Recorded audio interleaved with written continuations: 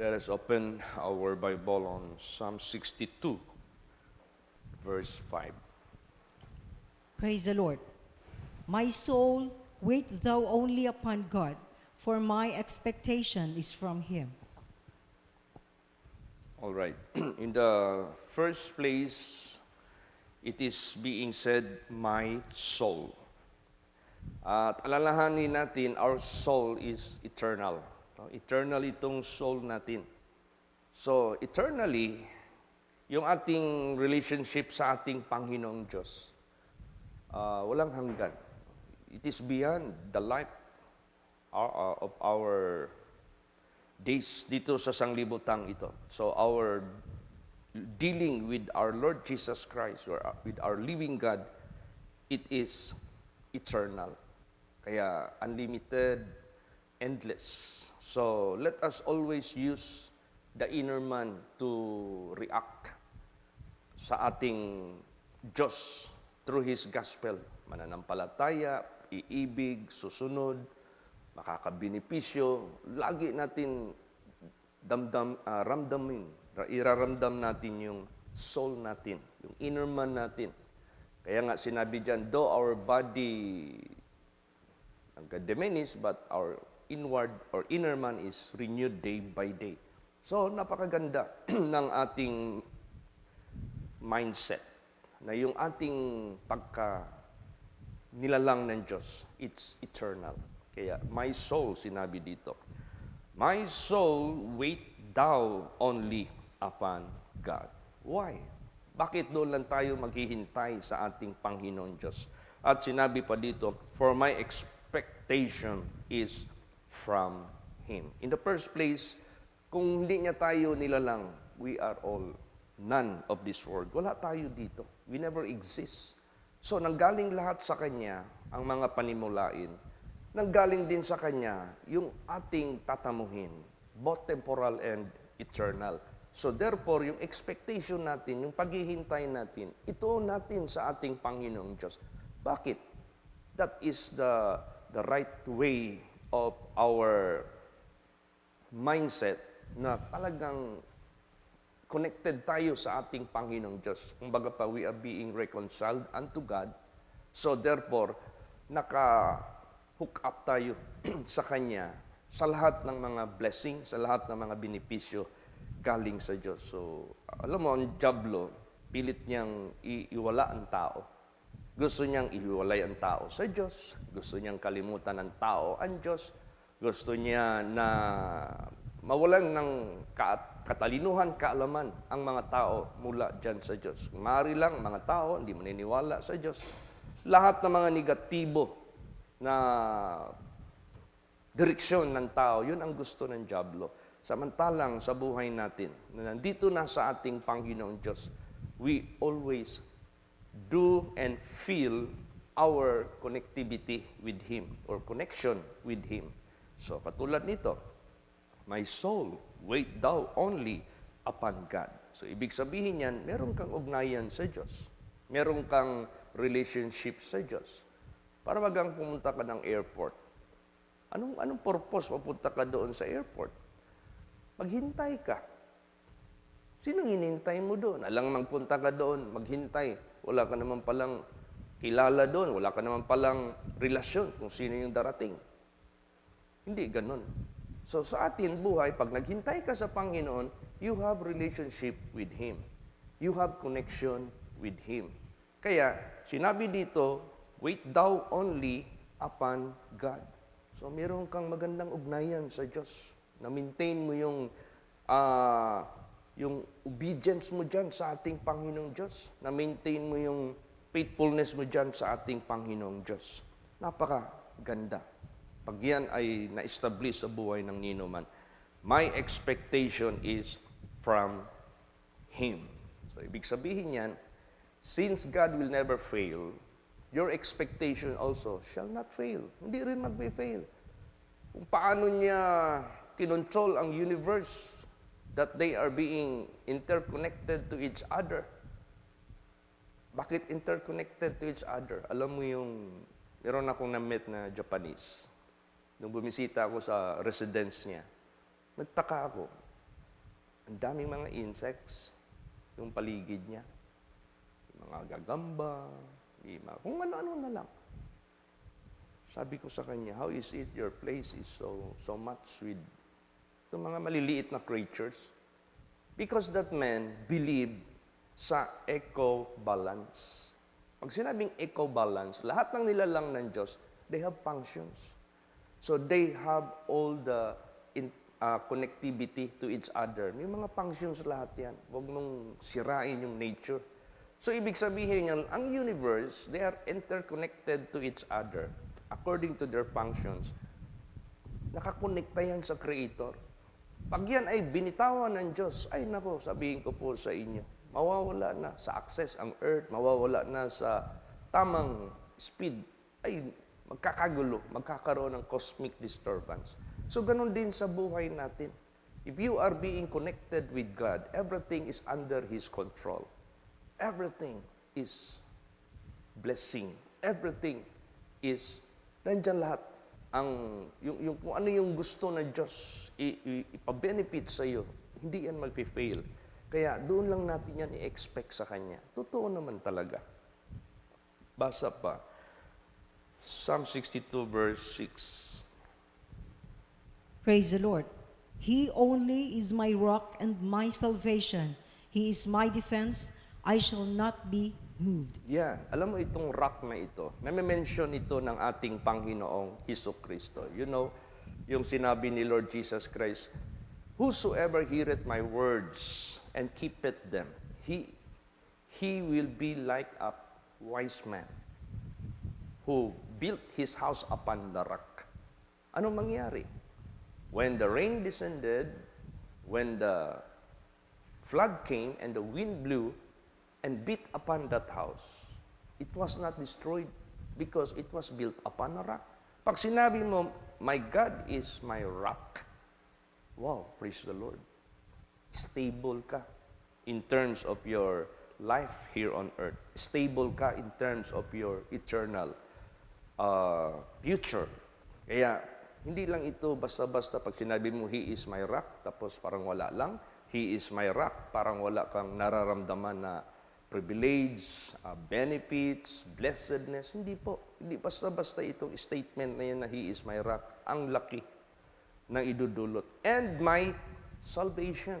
Kasi pag siya yung bato mo, pundasyon mo, automatically, you are already saved.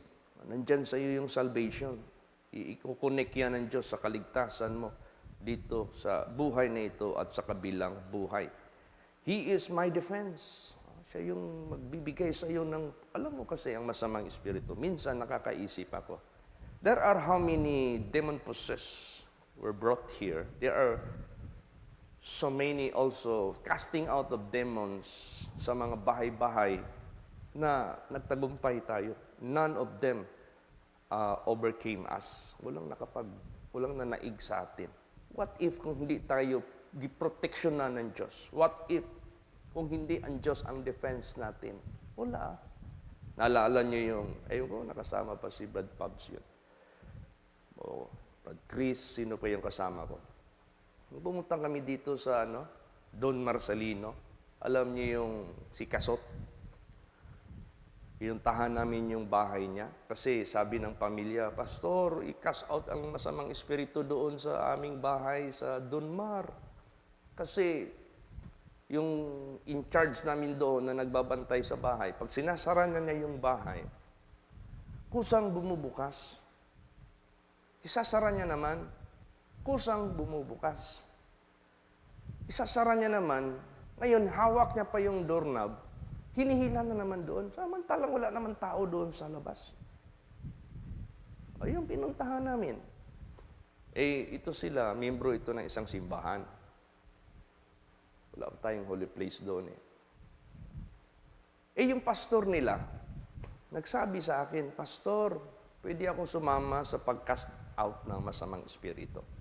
Tinanong ko siya, handa ka ba? Pag sinabing handa ka ba, worthy ka ba?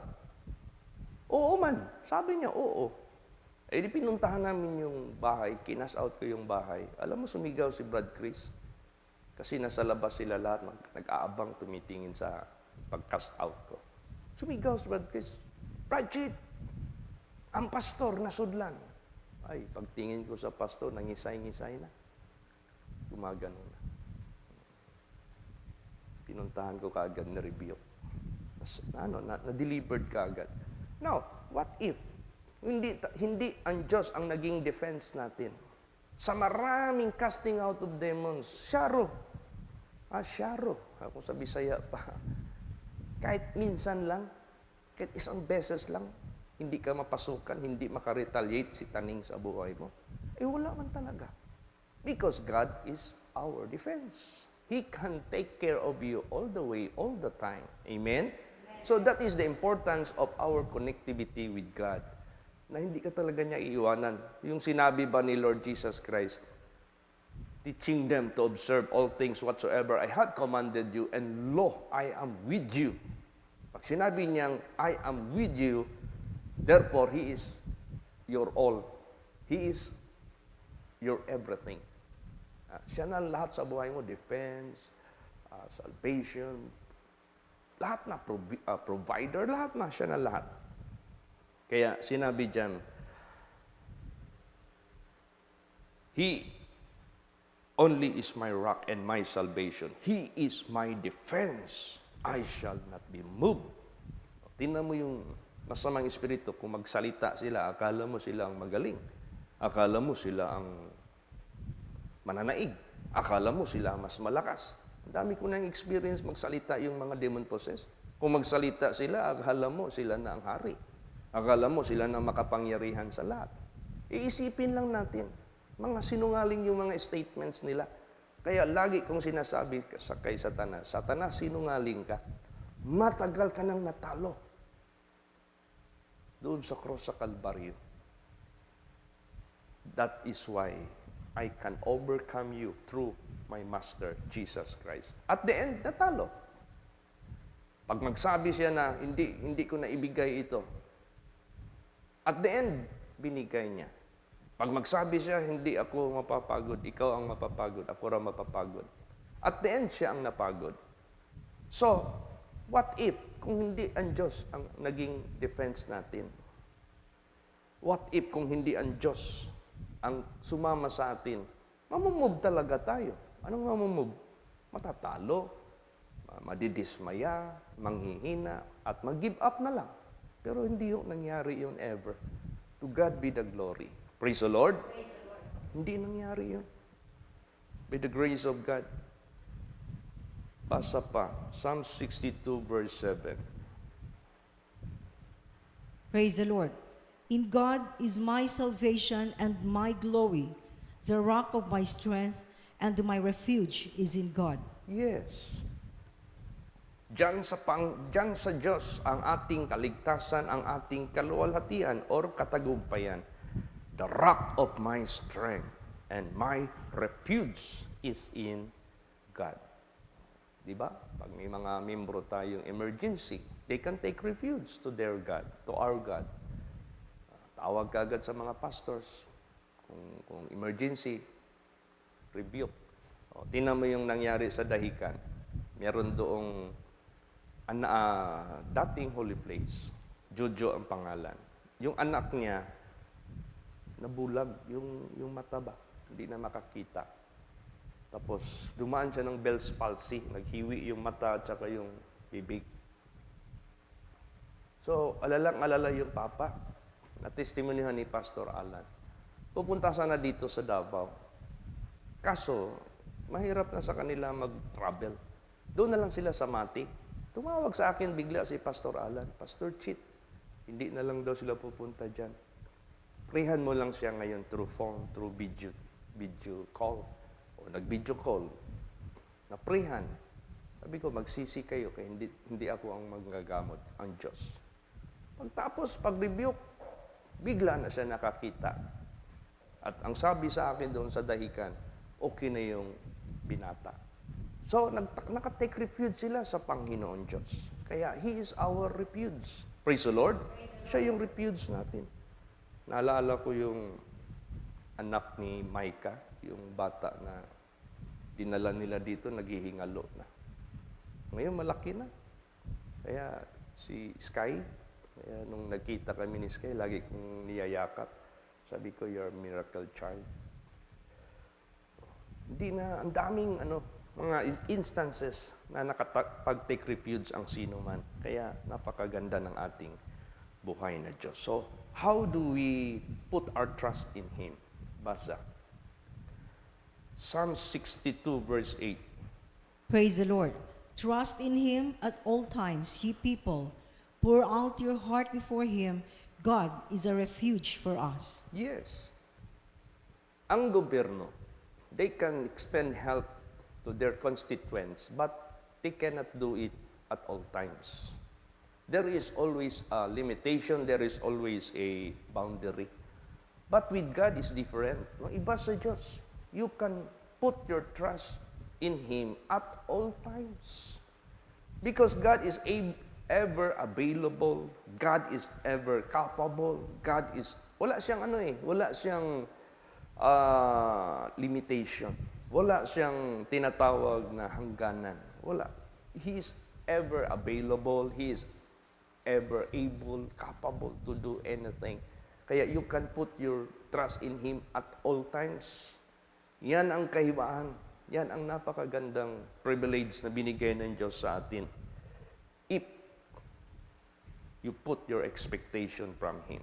Amen? Praise the Lord. Trust in Him at all times. Ye people, pour out your heart before Him. Pag sinabing pour out your heart before Him, rely on Him. Trust in Him. Panatag yung puso mo sa Kanya. You are in good hands, kumbaga pa. God is a refuge for us. Anything what may happen, you can run to God for a refuge. Bibigyan kanya ng saklolo.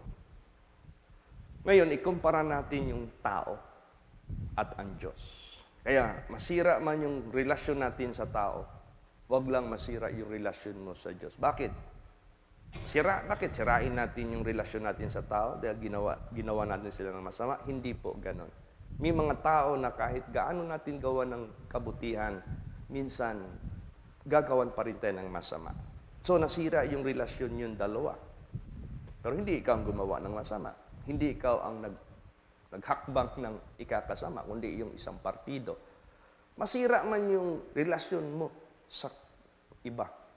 Huwag lang masira yung relasyon mo sa Diyos. Praise the Lord. At saka bakit pa natin i-establish yung relasyon natin sa tao kung ayaw naman nilang magkaroon ng magandang relasyon sa atin? Anong makukuha natin sa tao? O ipalagay na lang natin maganda ang relasyon mo sa tao. But do not put your trust sa mga tao.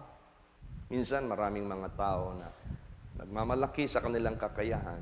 Tapos ikaw tao, humingi ngayon ng tulong at expectation. Huwag kang manalig. Bakit? Temporary lang lahat ang tao. Basa.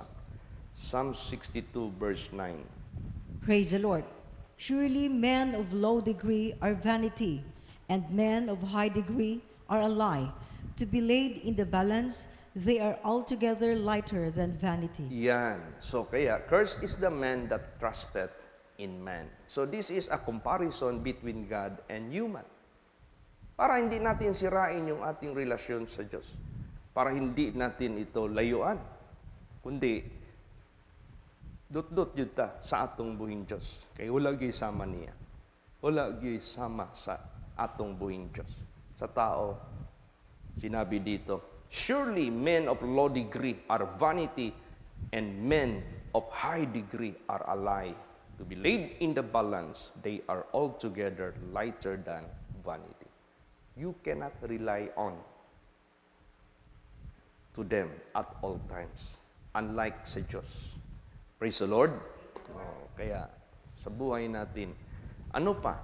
Comparison ng Diyos at ang tao. Psalms 39 verse 5. Praise the Lord. Behold, thou hast made my days as an handbreadth, and mine age is as nothing before thee. Verily, every man at his best state is altogether vanity. O kahit sabihin mo pa, kasi nagpasalig man gud ang akong amigo, nagpasalig man gud ang akong uncle, nagpasalig man gud ang akong boss. Kahit ano pa yung state niya, sabihin na lang natin na icon siya. Anong icon? Kinilalang bilyonaryo. Ngayon, hindi na issue ang milyonaryo. Kahit mga ordinaryong tao ngayon, milyonaryo na. Hindi na yan issue. Ang issue ngayon, bilyonaryo. And we are also moving upward. Trilyonaryo na ang pinag-uusapan ngayon. Yung mga icons na yan. Huwag ka manalig dyan. Kasi sinabi dito, behold, thou hast made my days as 100.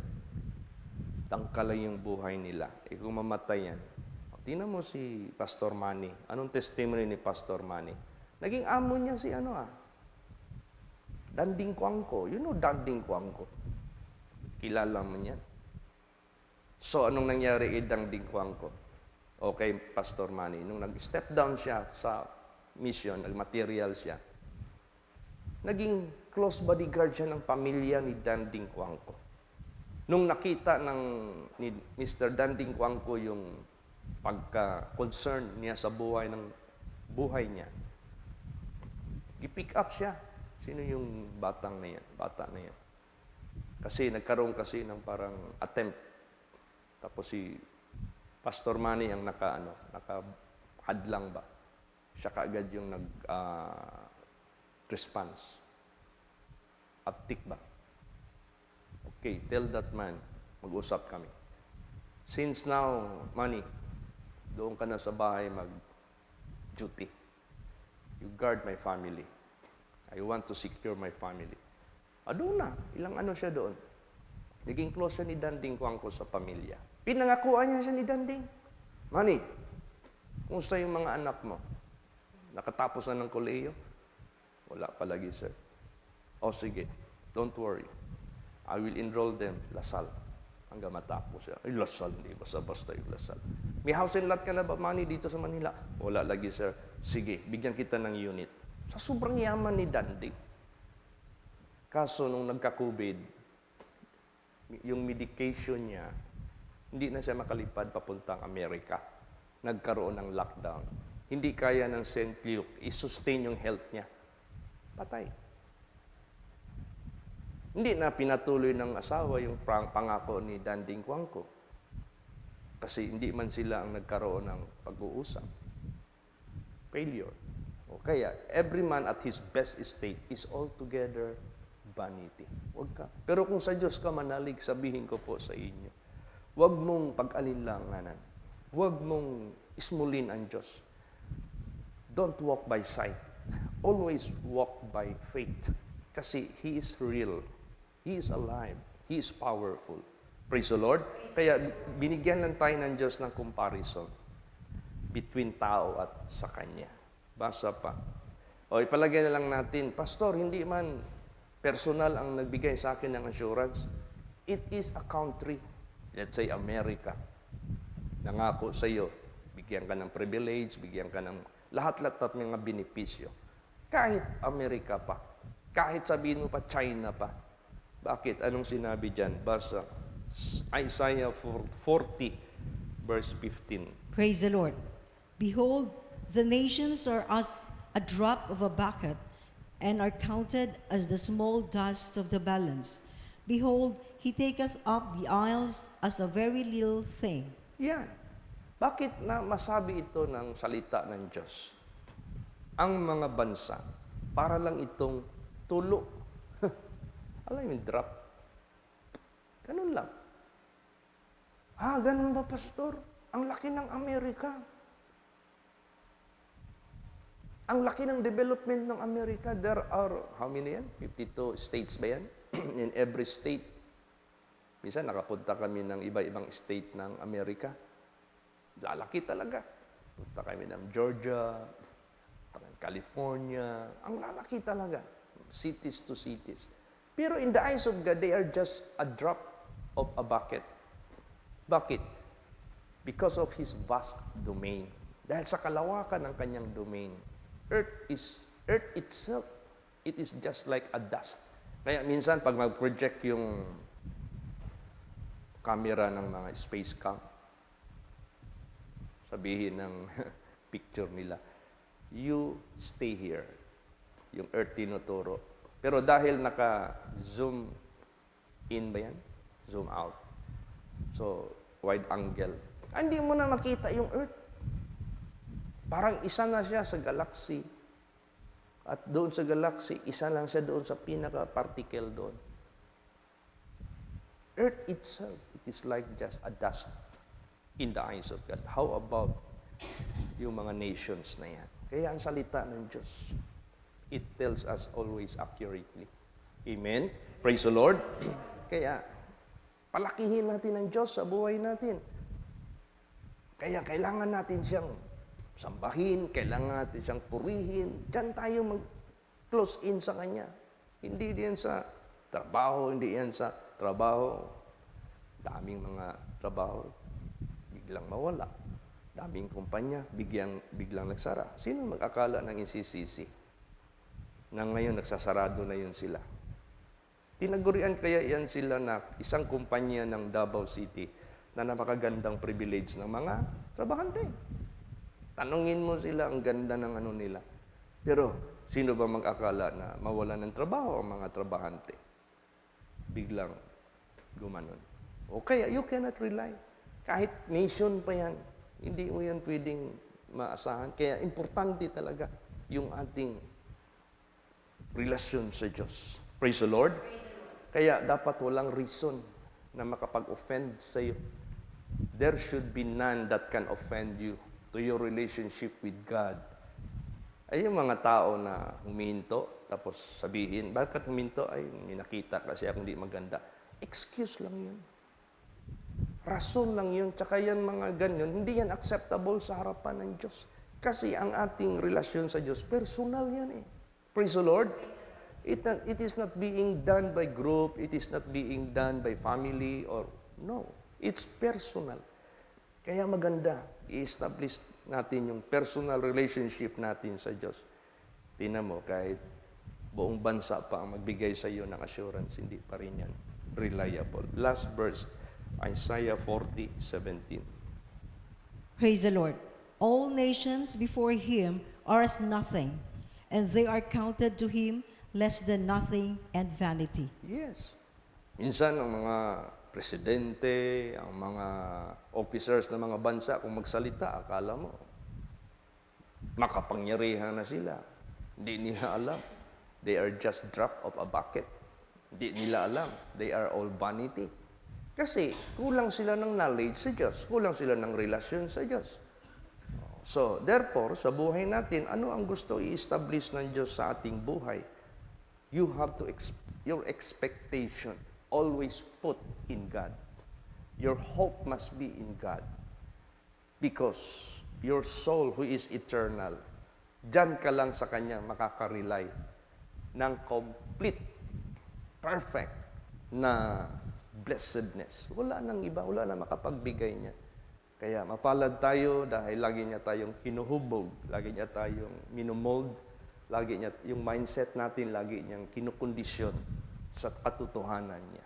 Kaya importante sa buhay natin. Kaya sinabihan ko yung si Jo, bumalik ka na sa banal na dako. Pinagaling yung anak mo. Pero anong ginawa? Hindi pa rin. Doon pa rin sa, sige, that is your decision, that is your choice. It depends upon you. Minsan ang mga tao, pag may problema, takbo sa banal na dako. Pagkatapos, wala na, parang wala lang. So, after nila, healing lang. Spiritual, hindi. Bakit? Stricto raw. Bakit? Ipit masyado ang daan. Oh, siya, yan naman yung totoo na daan ng kaharian ng Diyos. Alangan man baguhin mo yan. Alangan man i-modify mo yan. You cannot alter the ways of God. So, it's up to you what to choose, the broad way or the narrow way. Praise the Lord. That's your choice.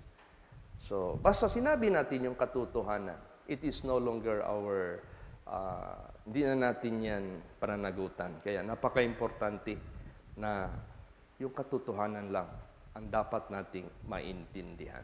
So, to God be the glory. You have to make a decision and let your heart fix trusting in the Lord. Ayaw ng Diyos na nag-decide ka. Gawin mo ng mabuti yung relasyon mo sa Diyos because of so much blessedness. Tapos hindi fix yung heart mo. Parang, alam mo yung sasakyan ng, yung, ano yun? Starrex noon. Nagpabulkit ba ako? Yung assistant ang nagtaod. Hindi pala nasikipan yung ano? Yung nut. Pagdating ko dito, bago pa ako dito, nagasimba tayo. Natanggal na pala yung tatlong nuts. So yung gulong, ganun-gano na. Hindi na fix. Ay kung binyahe ko yun sa malayo, talsik yung gulong. Buti na lang dito ko lang gibiyahe. So sa atin, gusto ng Diyos, yung heart natin is fix. Ano ibig sabihin fix? Tuloy-tuloy ka na sa biyahe. Amen? Tuloy ka na. Huwag ka nang lumingi sa likuran mo. Huwag ka nang lumingon sa likuran mo. Hindi, huwag ka nang lumingi sa wala og tuo. Kung sino-sino pa yung mga titingnan mo. Nakita mo na yung Diyos na reliable sa buhay mo. Your relationship with Him is eternal. Your soul is the one who is committing, "Oh God, my soul trusted in Thee." Because it's eternal. Yan, i-fix natin yan. Saan ka pa makakahanap yan na ganong klaseng privilege? Wala na. Sa Diyos lang yan. Kaya pagbutihin natin. Bagamat mahirap ito, bagamat seldan lang ito, pili lang ito sa tao, but see to it, you are one of those few. Dapat isa ka doon sa kakaunti. Alam mo kasi pag quality at nakasama ka sa quality, ay hindi na yan basta-basta. Hindi kayo nakasama ka sa common, sa karamihan. Walang quality yan. Kaya gusto ng ating Panginoon Diyos. Fix your heart, trusting in God. Amen? Praise the Lord. Magsitayo po ang lahat.